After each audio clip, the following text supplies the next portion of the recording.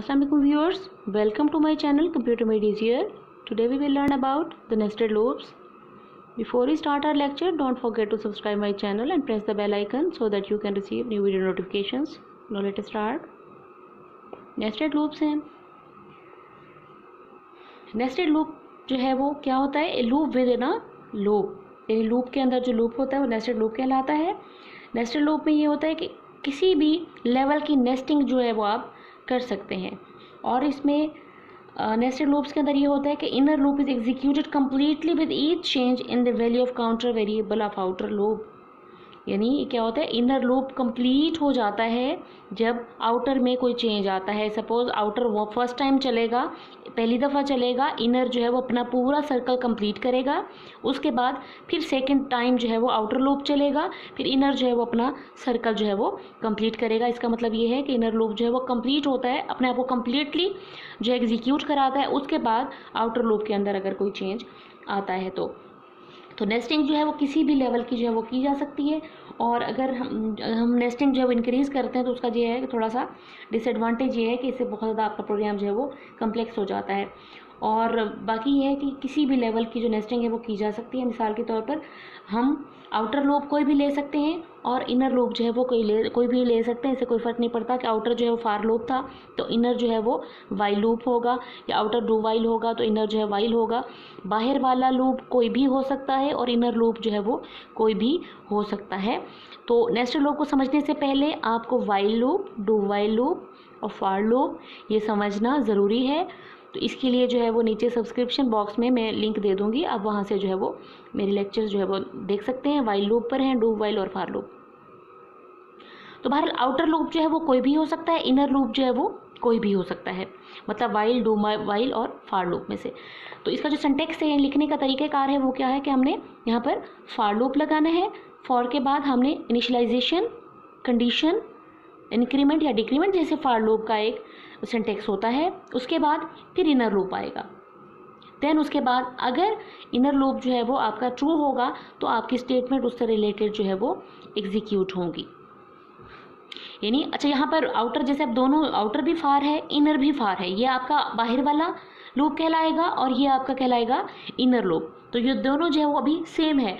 अब यहाँ पर वाइल लूप भी आ सकता है, इधर आप फार लगा दें, इधर फार लगा दें, इधर डू वाइल लगा दें. इससे कोई फ़र्क नहीं पड़ता कि आपका आउटर लूप जो है वो कौन सा है और आपका जो इनर लूप है वो कौन सा है. ये सारे जो है वो डिफरेंट लूप्स जो है वो हो सकते हैं, जो कि वैल्यूज़ जो है वो चेंज होती रहती हैं.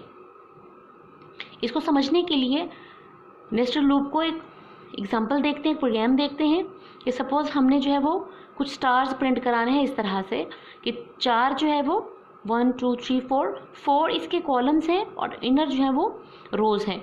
अच्छा, ये जो आउटर लूप और इनर लूप का कॉन्सेप्ट है, इसमें आर क्रॉस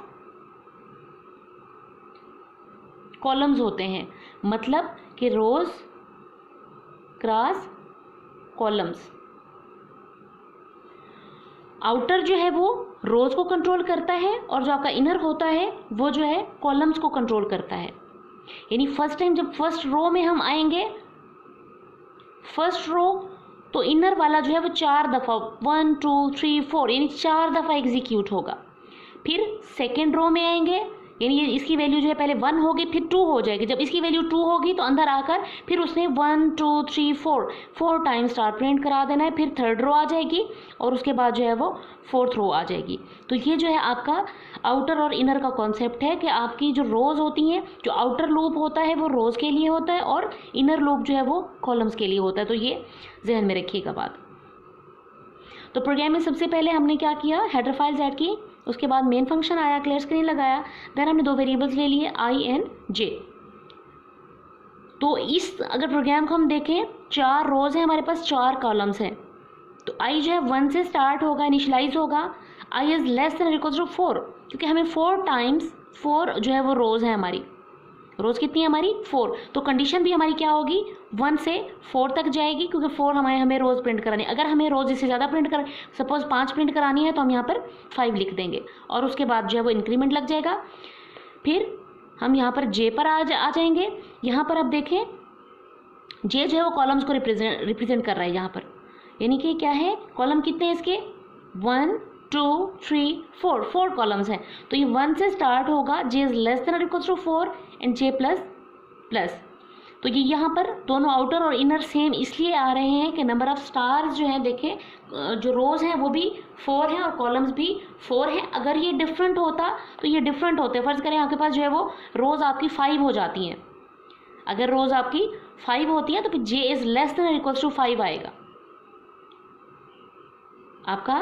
ये अगर आउटर है, आउटर जो है वो क्या करेगा, अगर फर्ज करें आपके पास रोज कितनी है, 5 है, यानी 5वीं रो आपने यहाँ पर एक और बना दी है, तो फिर क्या करेंगे हम, I1 I is less than equals to 5, क्योंकि 5 जो है ये किसको, I जो है किसको कंट्रोल कर रहा है, रोज को कंट्रोल कर रहा है। हाँ, अगर इधर कॉलम्स में एक मजीद स्टार ऐड होता है तो फिर आपको यहाँ पर 5 करना पड़ेगा, वरना ये 4 ही रहेगा।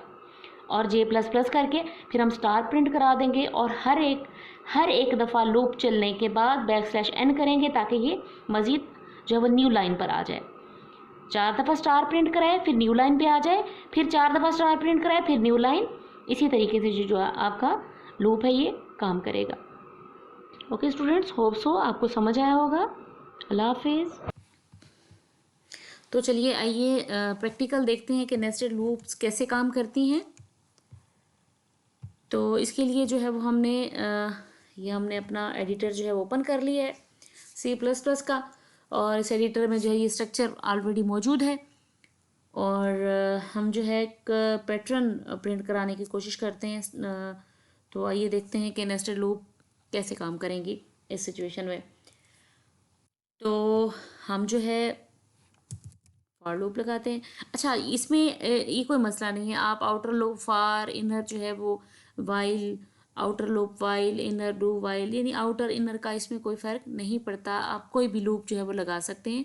हम यहाँ पर जो है वो फॉर लूप लगाएंगे, क्योंकि फॉर लूप जो है वो ज़रा इजी हो जाता है। तो बहरहाल इसमें जो है वो हम सबसे पहले तो वेरिएबल्स ले लेते हैं, m और n ले लेते हैं। उसके बाद जो है यहाँ पर फॉर लूप, फॉर के अंदर जो है वो हम m assign to 1,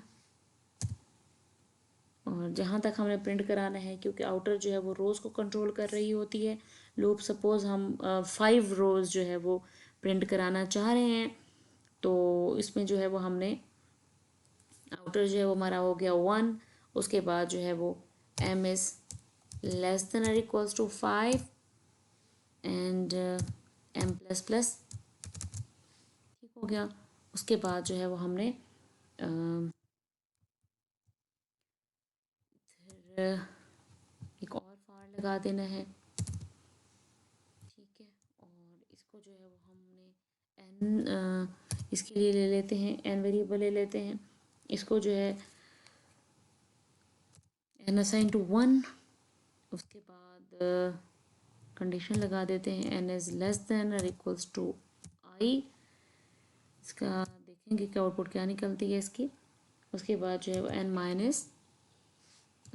plus plus लगा देते हैं, ठीक हो गया। उसके बाद हमने यहाँ पर प्रिंट कराना है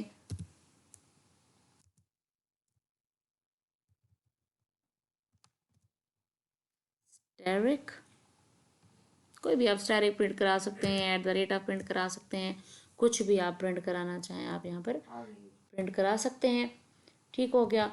और उसके बाद जो है, ताकि हर लाइन के बाद जो है वो एक दफ़ा प्रिंट कराने के बाद वो क्या करे, एंडल, अगर हम एंडल उसके बाद लगाते तो वो यूं लाइन में प्रिंट कर देता। तो हम चाह रहे हैं कि ये क्या करे, ये जो है एक लाइन पूरी प्रिंट कराने के बाद जो है वो एंडल करे।